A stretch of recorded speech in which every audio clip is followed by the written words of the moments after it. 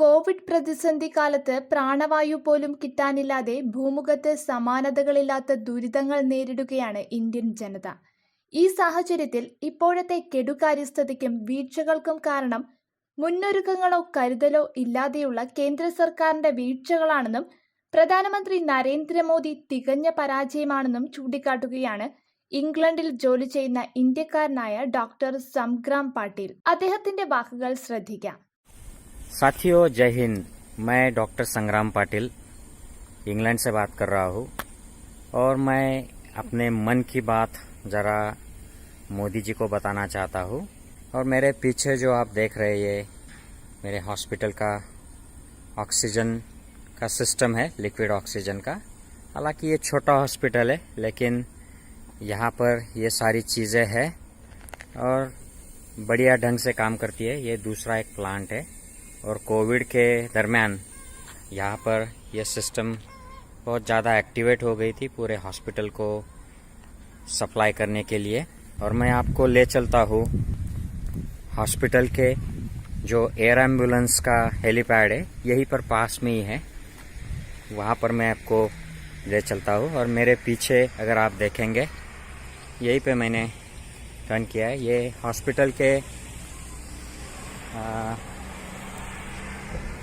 जो सिस्टम है, ये हॉस्पिटल का स्टोर रूम है जहाँ पर वेंटिलेटर्स और ये किडनी के डायलिसिस के जो एडवांस्ड मशीन होती है, फिल्टर, ये सब स्टोर है। अभी कोरोना कम हो गया है, लगभग खत्म हो गया है, तो ये सब हमने कोरोना के दरमियान यूज किया था। ये इमरजेंसी गवर्नमेंट ने ऑर्डर कराया था, इस पर ट्रेनिंग हमको दिया गया था। इंटेंसिव केयर में काम करते हैं, फिर उसके बावजूद हमको इस पर ट्रेनिंग दिया गया था, सब चीजों पर। ये तो मैं आपको एक हिस्सा बता रहा हूँ। ये काफी ज्यादा मात्रा में इंस्ट्रूमेंट्स ऑर्डर किए गए थे, मशीन्स मंगाए गए थे और लोगों को बचाने के लिए ये तैयारी पहले से ही की गई थी। ये जो छोटी सी सैर मैंने हॉस्पिटल की कराई है, ये हमारे देशवासियों को कुछ नीचा दिखाने के लिए नहीं कराई है। ये आपने मोदी जी जो मजाक बना के रख दिया है देशवासियों का, इसके लिए मैं अपने दिल की कुछ बात रखना चाहता हूँ। इसका बैकग्राउंड क्रिएट करने के लिए मैंने कुछ चीजें बताई है। तो मोदी जी, सबसे पहले मैं आपको बताना चाहता हूँ कि आपके जो कंस्टिट्यूएंसीज, हमारे जो खासदार है, जो एमपीज है, ये 543 कंस्टिट्यूएंसीज है। और आपने जो एक हवाई जहाज और उसका जो भी साथ में आया है, एक या दो है, उस पर जो खर्चा किया है ये 8,500 करोड़ का है। और उसका मेंटेनेंस वगैरह सब मिला के ये 10,000 करोड़ तक हो ही जाएगा। उसके बाद आपने ये विस्टा, सेंट्रल विस्टा प्रोजेक्ट, लगभग ये भी 1,000 करोड़ के आसपास हो ही जाएगा जब तक ये बनता है। फिर आपने पुतला बना दिया 3,000 करोड़ का। ये बुलेट ट्रेनें, जबकि नॉर्मल ट्रेनें ठीक से नहीं सेवा दे पा रही है, उनको इम्प्रूव करने की जगह पर आपने बुलेट ट्रेनों का प्रोजेक्ट, ये तो ट्रिलियन डॉलर्स का, ट्रिलियन रुपीस का प्रोजेक्ट है। तो इतना सारा पैसा, ये मुझे पता है कि ये पहले दिन नहीं लगा रहे हैं, आप कुछ चीजों का पैसा बाद में देने वाले हैं, लेकिन यही आप कुछ बेसिक सुविधाओं के बारे में भी कर सकते थे। मोदी जी हर एक कंस्टिट्यूएंसी में अगर एक 10-10 करोड़ के हॉस्पिटल बना देते थे तो आज सारे कंस्टिट्यूएंसीज में हॉस्पिटल बनकर रेडी होते और फिर भी आपके सिर्फ 5,500 करोड़ ही खर्चा होते। उसके बाद में उसको एम्बुलेंस बनाना, ऑक्सीजन का प्लांट तो 50 लाख से 10 करोड़ तक बनता है। हर इस कंस्टिट्यूएंसी में एक एक ऑक्सीजन का प्लांट अगर बनता तो भी आपके 1,000 करोड़ में हो जाते। और उसको फिर एम्बुलेंस सर्विस और ये सब बनाकर आप राज्यों को ट्रांसफर कर सकते हो, तो वो चलाते थे ये हॉस्पिटल। आप इतना पैसा ये सेंट्रल विस्टा और ये पुतला जो खर्च किया है, इसमें हर एक राज्य को 4 या 5 एयर एम्बुलेंस आ सकती थी, जिसमें लोगों की जानें बचती और इमरजेंसी सामान, इमरजेंसी हेल्थ केयर स्टाफ इसकी यातायात के लिए यूज हो सकते थे। लेकिन ये सब आपको कौन बताएगा? मोदी जी, आपने ये सब सुविधा देने की बजाय लोगों को हर बार कुछ न कुछ जुमले दिखाकर लाइन में खड़ा कर दिया। आपने नोटबंदी के नाम पर ब्लैक मनी बाहर आएगा और देश का भला हो जाएगा 50 दिन में, इसके नाम पर लोगों को लाइन में खड़ा किया, लोग लाइन में मर गए। और जो घर पर पैसा न होने की वजह से मर गए उनकी तो गिनती ही नहीं है मोदी जी।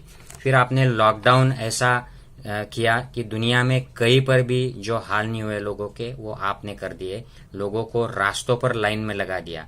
और इस बार आपने कोरोना की सेकंड वेव में आपकी मिसमैनेजमेंट और अनप्रिपेयर्डनेस की वजह से आपने लोगों को हॉस्पिटल्स के और शमशान घाट तक के लाइन में लगा दिया।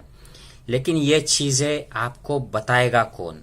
आपको अगर कोई भाजपा के लोग बताने का ट्राई करते हैं तो आप उसका पर्रिकर बना देते हो, जिसको संरक्षण मंत्री पद से का इस्तीफा देकर गोवा वापस चले जाना पड़ता है क्योंकि आप वहां पर उसको राफेल डील में आपको स्कैंडल करना होता है, आपके दोस्तों को वो डील देना होता है। नहीं तो आप यशवंत सिन्हा बना देते हो या शत्रुघ्न सिन्हा बना देते हो। आपको सिर्फ आपकी बात सुनने वाले जेटली या निर्मला सीतारामन या और जो भी आपके जो भक्त बन चुके हैं हर्षवर्धन जैसे, ऐसे लोग चाहिए। अगर कोई आपका पॉलिटिकल अपोनेंट बोलना चाहता है तो आपकी जो टीम है, ये सोशल मीडिया पर जो वीडियो की और मेन मीडिया के वीडियो की जो टीम है, ये उनको देशद्रोही बना देते हैं। जैसे आपने राहुल गांधी को देशद्रोही बना दिया है और सारे अपोजिशन जो है अरविंद केजरीवाल से लेके सब ये देशद्रोही बना दिए आप लोगों ने, या इनको हिंदुद्रोही तो भी बना देते हो।